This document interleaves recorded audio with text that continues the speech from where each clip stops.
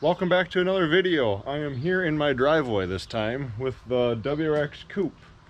Haven't really done much with it yet on the channel. I've been doing a bunch of work to it this spring so far. We can do a little walk through what I've done to it this spring, and I'll do a little walk around the car since it hasn't been on the channel, just to kind of explain what it is quick, I guess. So this here is my 99 Subaru 2.5 RS Coupe. This one here was my very first GC body Subaru. I did a full 03 WRX swap on it. It's got obviously engine harness, full chassis harness out of the 2003 as well. So I went along and did the GD dash swap to it. As far as what I've been working on with this car, when I initially did the whole dash swap, I did not get my center console to fit. So I took the dash back out of it this spring. And actually repositioned the dash bar to fit to accommodate the GD center console. Before, it didn't really have a matching center console, just I had the GC one in there that it fit, but it looked out of place. Obviously they didn't work together. But anyway, I probably should have made a video of that. I'm sure there's a lot of people who would actually be curious to know about the dash conversions in these cars. They're very easy to do. If I ever have the dash back out of it again, I will show what I did for it. But anyway, so yeah, it's a fully 03 swapped car. Even the subframes are out of an 05 STI. It's got a full True Heart adjustable rear arm kit. I don't really know how easy that is to see. You can see it more on this side, but yeah, full True Heart adjustable arms in the rear. This car is a little rough around the edges, but it was my first GC and I had to work with what I had. These cars are just getting harder and harder to find, so the fact that I have 3 of them, I consider myself very lucky, and I cherish them. But anyway, this car has been my baby. It's obviously, I've done a lot of work to it. I've had this car all the way down to a bare shell and built it back up. I've put, over the last 3 years of it being together, I've put about 15 to 18,000 miles on it. I've just loved this car. I've driven it, I've enjoyed it. So yeah, it's just been a great car to me. But the video I want to make on it today is going to be about the brake system. I decided to take the whole ABS module out of it because I really liked how my intake sat right there. And if you know, the ABS module sits right there. So that is no longer. And then I also moved my power steering reservoir off to the side there. I think it looks really clean. I'm really happy with how that turned out. So, but obviously I no longer have ABS, and I now need to either buy an ABS delete kit or make my own. I like the route of making my own because it doesn't cost me a lot of money. The ABS kits that are out there, in my opinion, are fairly expensive, and I don't know, I'm a big budget guy. I don't obviously, you see how many projects I have. It probably seems like I'm rich, but I'm really just, this is all budget based stuff. This car got built for really cheap because I used to daily drive a WRX, and my daily driver WRX then got built into this GC, which is now my fun car. And I still daily it quite a bit in the summer when I can, but anyway, it's just my fun summer car now.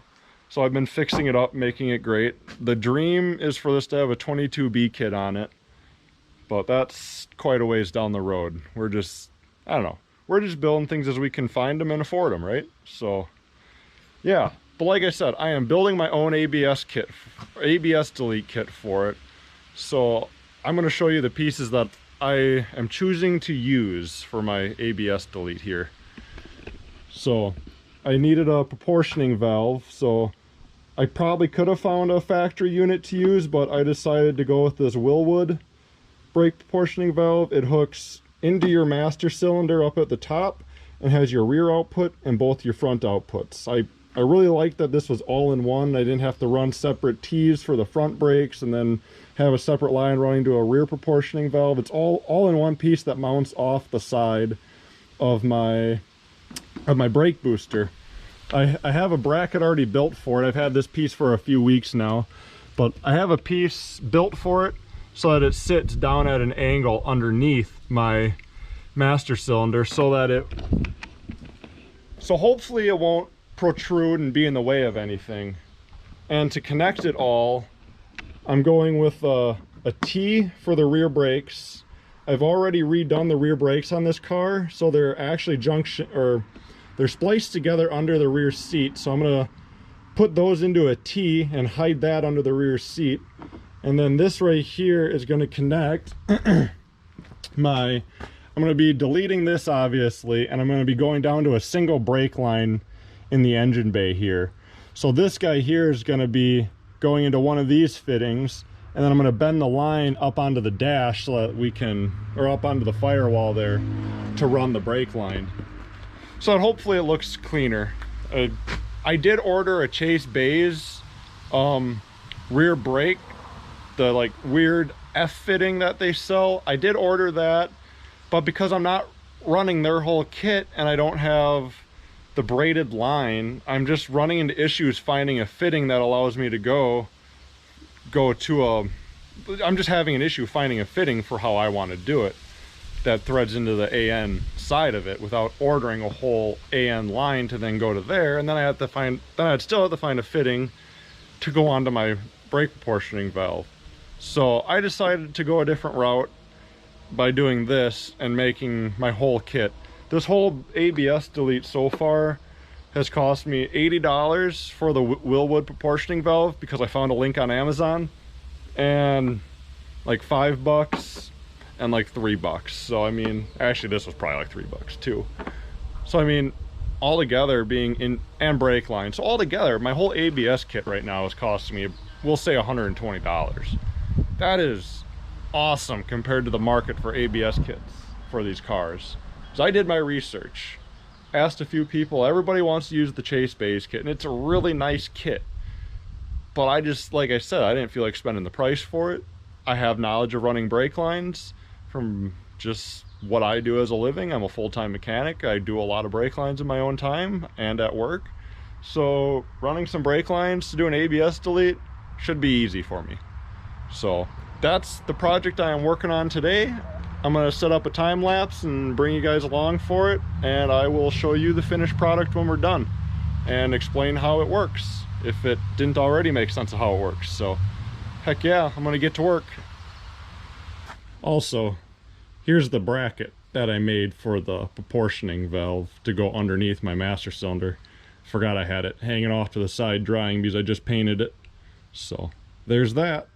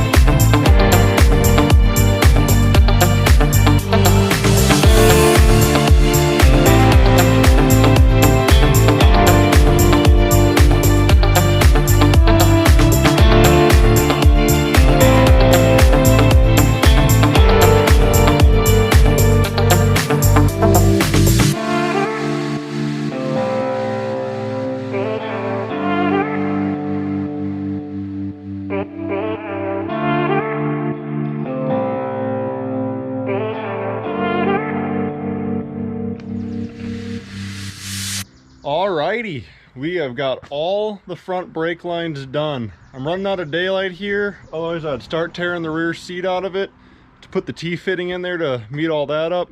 But I got a lot I need to do before I get to that, because the whole back of my car is currently full of all the interior. Yeah, I guess it's not. Doesn't look like much, but there's a little bit of a mess back there at the moment. But I'm now going to show you how I did this so that hopefully it helps some others who are looking to do this themselves too. So I didn't show it before mounted, but there is our proportioning valve. We got the adjustment screw right off the side here, nice and accessible. But I'm happy with how tucked away it is. That was like my biggest thing about this. Let's see if I can get this GoPro in here. It's really hard to see in there, but I'm ecstatic with how this came out. So I ended up running the lines. As you see, this is how the lines run factory and meet up to that junction block that I took out. I took my one line over here and I bent it along the side of the firewall, and it actually worked out really nice. I'm really happy with where that ended up.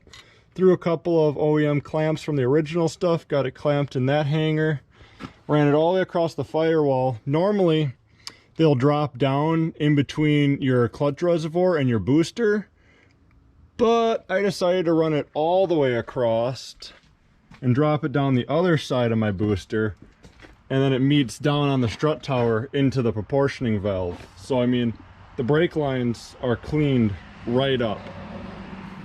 No ABS module, and all that mess of brake line is gone. I don't really care about the weight savings of this, but this looks nice. I'm really happy with how this turned out. Obviously, nobody's ever going to see it, but hey, it's the peace of mind in here, and the fact that I hope I was able to teach some other people something, and at least give somebody else the idea of how they want to do their car.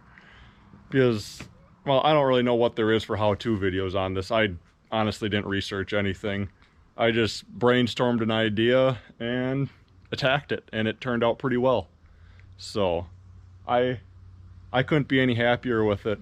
Probably tomorrow I'll get that T-fitting thrown in, and get these brakes bled. So hopefully. I still gotta throw a steering rack in this car, modify a steering knuckle to fit the steering rack to steering column, and hoping to have this car back on the road by this weekend. There's a car show in Rhinelander that I really want to make it to, so see what happens. Wish me luck, and as always, thanks for watching, and if you found it interesting, please give me a like and a follow. So have a good one.